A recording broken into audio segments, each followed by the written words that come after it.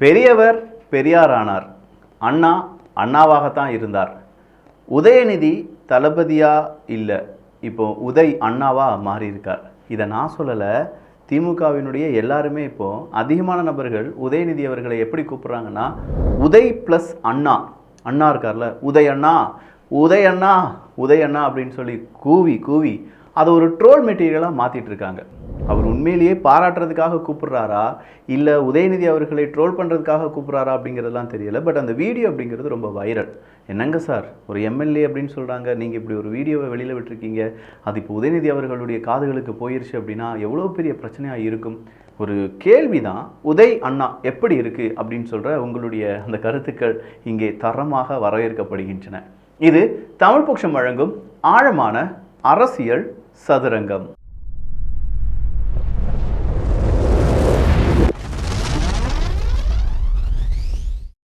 யாருப்பா இந்த காலத்துலலாம் ஜாதி பார்க்குறாங்க அப்படிங்கிறவங்க கேள்விக்கும், நாங்களாம் ஜாதியை ஒழிச்ச கட்சி தெரியுமா அப்படிங்கிற அவங்களுடைய கேள்விக்கும், நாங்கள் ஏன் ஜாதியை ஒழிக்க வேண்டும், நாங்களாம் இந்த ஜாதிய வழிமுறைகளை உருவாக்கினோம் அப்படிங்கிறவங்களுடைய கேள்விகளுக்கும், ஜாதியா ஐயோ அதெல்லாம் நான் பார்க்குறதே கிடையாதே அப்படிங்கிறவங்களுக்கும் இதோ ஒரு கேள்வி. இந்த கேள்வி யார் கேட்டிருக்காரு அப்படின்னு பார்த்தா நந்தன் பட டைரக்டர் கேட்டிருக்காரு.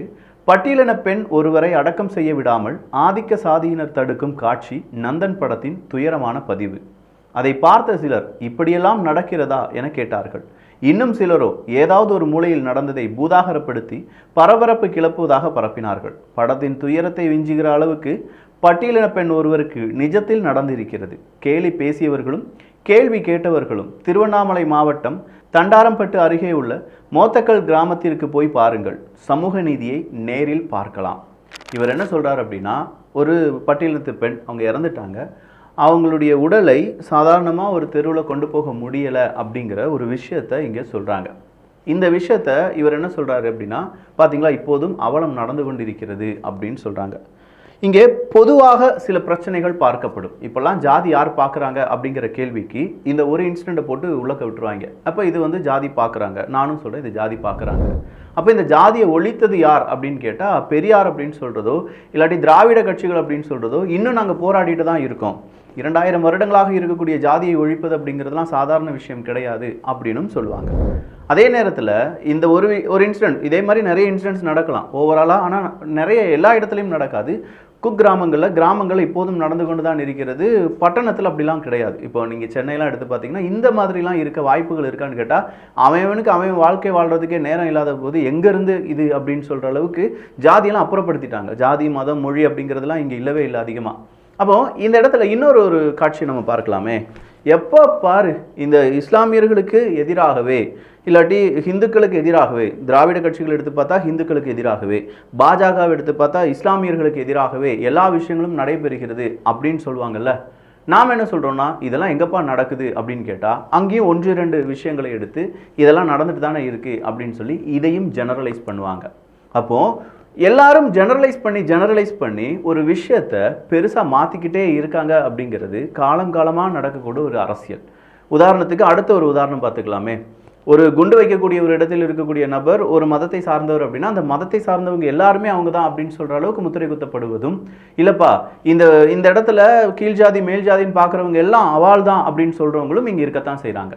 அவாள்கள்லேயே நிறைய பேர் நல்லவங்களும் இருப்பாங்க, கெட்டவங்களும் இருப்பாங்க. இந்த மதத்தை சார்ந்தவங்களையும் நல்லவங்களும் இருப்பாங்க, கெட்டவங்களும் இருப்பாங்க. அந்த மொழி பேசக்கூடிய நபர்களில் நல்லவங்களும் இருப்பாங்க, கெட்டவங்களும் இருப்பாங்க. ஆனால் எல்லாத்தையுமே நம்ம ஜெனரலைஸ் பண்ணி அதில் ஒரு அரசியலை வச்சு அந்த அரசியலை பிழைப்பு நடத்தக்கூடிய பிழைப்புவாதிகள் இருக்கிற வரைக்கும் இங்கே ஜாதியும் அழிக்க முடியாது, மத தீவிரவாதத்தையும் அழிக்க முடியாது, மொழி தீவிரவாதத்தையும் அழிக்க முடியாது, ஒட்டுமொத்தமாக எதுவுமே செய்ய முடியாது. நம்ம ஊர் ஸ்ட்ரக்சர் அப்படி, சிஸ்டம் அப்படின்னு சொன்னோடனே தான் சூப்பர் ஸ்டார் ரஜினிகாந்த் அவர்களுக்கு உடல்நிலை சரியில்லை. அவருக்கு திடீர்னு 30ஆம் தேதி ஏதோ ஒரு டெஸ்ட் அப்படின்னு சொல்லியிருந்தாங்க. பட் நல்ல வேலைக்கு கோல்டன் ஹவர்ஸில் அவங்கள கொண்டு சேர்த்துட்டாங்கப்பா. சின்னதாக ஒரு ஸ்டட்டெல்லாம் வச்சுருக்காங்க அப்படின்னு சொல்கிறாங்க. 2 நாட்களில் அவர் வீட்டுக்கு வந்துடுவார் அப்படின்னு சொல்லுது. அவங்களுக்காக பல ஆயிரம் மனிதர்கள் ப்ரே பண்ணிட்டு இருக்கிறது அப்படிங்கிறதெல்லாம் நடந்துக்கிட்டே இருக்குது. ஸோ இவருக்கு உடனடியாக அவருடைய ஆரோக்கியம் திரும்ப வேண்டும் அப்படின்னு சொல்கிற வாழ்த்துக்களை எல்லாரும் சொல்கிறாங்க. பல அரசியல் கட்சி தலைவர்களும் சினிமா பிரபலங்களும் எல்லாருமே சூப்பர் ஸ்டார் அவர்கள் சீக்கிரமாக குணமடைந்து வர வேண்டும் அப்படிங்கிற அவங்களுடைய அந்த ப்ரேயர்ஸை கொடுக்குறாங்க. அப்போ இந்த பிரேயர்ஸை கொடுக்கறதுல கூட அடுத்ததாக சின்ன சின்ன அரசியல் அப்படிங்கிறது எட்டி பார்க்கிறது. சூப்பர் ஸ்டார் ரஜினிகாந்த் அவர்களுடைய அந்த ரசிகர்கள், சூப்பர் ஸ்டார் ரஜினிகாந்த் அவர்கள் அரசியலுக்கு வராததுனால அவங்களுடைய ரசிகர்களுடைய மனநிலைமை அதை எப்படி கவர் பண்ணலாம் அப்படிங்கிற ஒரு அரசியலும் இங்கே நடந்து வருகிறது.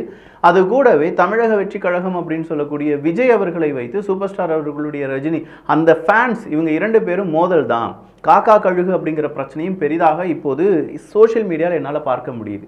அப்போ இங்கே இருக்கக்கூடிய அரசியல் இவங்க 2 பேருக்கும் சண்டை இழுத்து விட்டுட்டு நார்மல் அரசியல்வாதிகள் குளிர்காய போகிறாங்க அப்படிங்கிறத மட்டும் என்னால் உறுதியாக பார்க்க முடியும். நீங்களும் இதை கூடிய சீக்கிரம் உணர்வீர்கள். உண்மையிலேயே இந்த தமிழக வெற்றி கழகம் அப்படின்னு சொல்கிறதுக்கு எதிரி அரசியல்வாதிகளாக இருக்க வாய்ப்புகளே கிடையாது. இவங்களுடைய ஃபேன் ஃபாலோவர்ஸ் நாளைக்கு வாக்காளர்களாக மாறப்போகிறார்கள். அந்த வாக்காளர்களை தாக்குவதற்கு வேறு சில நடிகர்களுடைய ஃபேன் ஃபாலோவர்ஸை இவங்க கொம்பு சீவி விட போகிறாங்க அப்படிங்கிற அரசியலை விஜய் அவர்களுடைய ரசிகர்களும் விஜய் அவர்களுடைய ஆதரவாளர்களும் புரிந்து கொள்ள வேண்டும். இதை நீங்கள் எப்படி டைவர்ட் பண்ண போகிறீங்க, இல்லை இதை எப்படி அந்த அடுத்த நடிகர்களுடைய ரசிகர்களுக்கு எடுத்து சொல்ல போகிறீங்க, இது ஒரு பெரிய டாஸ்க்காக உங்களுக்கு இருக்க போகுது. இந்த அரசியலில் இவ்வளோ நாள் இவங்களுக்குலாம் இந்த அரசியலில் இவ்வளோ பெரிய பிரச்சனை வந்திருக்காது. ஆனால் தமிழக வெற்றி கழகம் அப்படின்னு சொல்லி இருக்கக்கூடிய விஜய் அவர்களுக்கு இந்த ஃபேன் ஃபாலோவர்ஸினுடைய சண்டை அப்படிங்கிறத அரசியலாக்குவதற்கு ஒரு கூட்டம் இருக்கிறதுனால அந்த ஃபேன் ஃபாலோவர்ஸ் சண்டை அப்படிங்கிறத எப்படி நீங்கள் நிவர்த்தி செய்ய போகிறீங்க அப்படிங்கிறத இப்போதே கொஞ்சம் நோட்ஸ் எடுத்து வச்சுக்கோங்க. அடுத்ததாக வந்திருக்கக்கூடிய ஒரு செய்தி, எப்பா உண்மையான ஒரு ஜேர்னலிஸ்ட் யாராவது இருந்தீங்கன்னா, மக்களுக்கு நல்லது செய்யணும் அப்படின்னு சொல்லி யாராவது நினைக்கிறீங்கன்னா, உண்மையிலேயே குண்டாஸ்லாம் போடணும் அப்படின்னு சொல்லி ஒரு அரசாங்கம் நினைக்குது என்றால், காவல்துறையில் ஏதோ ஒரு அதிகாரி நல்ல அதிகாரியாக இருக்காங்க அப்படின்னா, ஐஏஎஸ் ஐபிஎஸ் படித்தவங்க படிக்க போகிறவங்க மக்களுக்கு ஏதாவது நல்லது செய்யணும் அப்படின்னு நீங்கள் நினச்சிங்கன்னா, நாகையில் வீடுகள் கட்டாமலேயே வடிவேலு பட பாணியில் பல கோடி ரூபாய் மோசடி. கடந்த 2016 முதல் 2020 ஆண்டு வரை வீடுகள் கட்டாமலேயே மோசடி. 146 வீடுகள் கட்டாமல் பயணிகள் பெயரில் அதிகாரிகள் பல கோடி மோசடி செய்தது அம்பலம். 146 வீடுகள், ஒரு வீட்டுக்கு கிட்டத்தட்ட ஒரு 5 லட்சம் வச்சாலும் பல கோடி ரூபாய்க்கான, 5 லட்சத்தெல்லாம் விடுங்க, கூடுதலே இருக்குன்னு வச்சுக்கோங்களேன், பல கோடி ரூபாய்க்கான ஒரு மோசடி அப்படிங்கிறது நடந்திருக்கு நம்ம ஊரில் நாகையில். இதை எதிர்த்து அட்லீஸ்ட் இதையாவது ஒரு ஸ்ட்ரிங் ஆப்ரேஷன் ஏதாவது பண்ணி யார் யார் இதில் மோசடி பண்ணியிருக்காங்க, எத்தனை பயனாளர்கள் பேரில் இந்த வீடுக்கான சாங்ஷன் அப்படிங்கிறது ஆகியிருக்கிறது, பிரைம் மினிஸ்டருடைய வீடு அந்த திட்டம் இருக்குது பார்த்தீங்களா, அந்த திட்டத்தின் அடிப்படையில் 146 நபர்களை ஏமாற்றி பல கோடி ரூபாய் சம்பாதித்திருக்கக்கூடிய அதிகாரிகளை பிடிப்பதற்கான வாய்ப்புகள் இருக்கா, அவங்க மேலே குண்டாஸ் போடுவீங்களா, அரசு அதிகாரிகள்லாம் குண்டாஸ் போட முடியாதா, ஏன் முடியாது, எல்லாருக்கும் சட்டம் ஒன்று தானே அப்படிங்கிற கேள்வியை கேட்கணுமா வேண்டாமா? இப்படிப்பட்ட அரசு அதிகாரிகள் இருந்து என்ன பிரயோஜனம்? எங்களுக்கு இல்லாட்டி அங்கே இருக்கக்கூடிய 2 முதியவர்களுக்கு வீடு இல்லாமல் தரையில் படுத்திருக்காங்க, வெறும் ஒரு கூரை மட்டும்தான் இருக்குது, கேட்டால் அவங்க பேரில் வீடு சாங்ஷன் ஆயிடுச்சு, வீடு கட்டி கொடுத்துட்டாங்கன்னு சொல்கிறாங்க. இந்த பாவத்தை யார் தலையில் கொட்டுறது? இந்த பாவத்துக்கான தண்டனையை யார் அனுபவிப்பது அப்படிங்கிற சாதாரண மனிதனுடைய கேள்வி. அரசியல்னா அந்த கட்சியை திட்டிட்டும் இவனை வாழ்த்திட்டும் அது மட்டும் அரசியல் கிடையாது. அதுக்காகவும் அரசியல் சதுரங்கம் தொடங்கப்படவே இல்லை. என்னுடைய கேள்வி சாதாரண மனிதர்களுடைய கேள்வி. அவங்களுக்கான அரசியல், அவங்களுக்கான எதிர்காலம், அவங்களுக்கான எதிர்பார்ப்பு, இதெல்லாம் பூர்த்தி செய்ய முடியாமல் இருக்கக்கூடிய அரசியல்வாதிகள் இருந்து என்ன பிரயோஜனம், அரசு அதிகாரிகள் இருந்து என்ன பிரயோஜனம்? இவ்வளோ பெரிய பிரச்சனை வெளி உலகத்துக்கு வந்த பிறகு ஆக்ஷன் எடுக்காத நீதிமன்றமாக இருக்கட்டும், காவல்துறையாக இருக்கட்டும், இவங்களுடைய கண்கள் திறக்கப்படுமா அப்படிங்கிற ஒரு சாதாரண மனிதனுடைய கேள்வி. நாம் டேக்ஸ் கட்டுறோம், நமக்கானது நமக்கு நடக்கலைன்னா கூட பரவாயில்ல, அட்லீஸ்ட் நம்மளை விட ரொம்ப கீழ்நிலையில், ஃபினான்ஷியல் லெவலில் கீழ்நிலையில் இருக்கக்கூடிய மனிதர்களுக்கு நடக்காதது ஒரு துன்பம் தானே. நாம் எப்படியோ தப்பிச்சு போயிடுவோம்ப்பா, யூடியூப்பில் சம்பாதிச்சோ, சாஃப்ட்வேர் இன்ஜினியராகவோ, இல்லை மிடில் கிளாஸ் வாழ்க்கையோ வாழ்ந்தோ. ஆனால் லோவர் மிடில் கிளாஸில் இல்லாட்டி பூவராக இருக்கக்கூடிய நபர்கள், அவங்களுக்கான அந்த உதவிகள் கிடைக்காமல் அதை ஏமாற்றி பிழைக்கக்கூடிய அதிகாரிகளுக்கு குண்டாஸ் போடுவீங்களா இல்லையாப்பா? இதுக்கு மட்டும் ஒரு ஆன்சர் தெரிஞ்சால் போதும். இதை யாராவது ஒரு நல்ல அதிகாரி கேட்டிங்கன்னா தயவு செஞ்சு இதுக்கான அப்டேட் ஏதாவது செய்யுங்கள், அவங்களுக்கான தண்டனையை கொடுங்கள், அவ்வளோதான். அடுத்ததாக முதிய தொண்டர்கள் மறைவு, இளைஞர்கள் வாக்குகள் சரிவு என 10% வாக்குகளை நாம் இழந்திருக்கிறோம் என்கிற தகவலை எடப்பாடி பழனிசாமி அவர்கள் கூறியிருக்கிறார்கள். எடப்பாடி பழனிசாமி அவர்கள் இந்த வார்த்தையை கூறியிருப்பது சாதாரண விஷயம் கிடையாது. ஒருவேளை விழித்து கொண்டாரோ, தூங்குற மாதிரி நடிச்சிட்டு இருந்தவர் இப்போ எந்திரிச்சிட்டாரோ அப்படிங்கிற மாதிரி ஒரு சின்ன ஒரு கேள்வி வருது. அந்த அதுக்கான பதிலும் அதிமுக என்ன செய்யலாம் அப்படிங்கிறதுக்கான சின்ன சின்ன நிறைய இடத்துலேருந்து நம்ம சேகரித்த தகவலையும் அடுத்த வீடியோவில் நம்ம பார்க்கலாம். ஸோ இந்த வீடியோவில் சில கேள்விகளும் சில முக்கியமான இன்சிடெண்ட்டையும் உங்கள் முன்னாடி நான் கொடுத்துருக்கேன், நான் நம்புகிறேன். ஏன்னா தமிழக மீடியாவில் இதெல்லாம் பார்க்க முடியுமான்னு எனக்கு தெரியலை. ஸோ இதை பற்றி உங்களுடைய கருத்துக்கள் இங்கே வரவேற்கப்படுகின்றன. எல்லோரும் அரசியல் சதுரங்கத்தில் இணைந்திருங்கள். நல்லதை பகிர்ந்து நல்ல சமுதாயத்தை உருவாக்குவோம். நன்றி, வணக்கம்.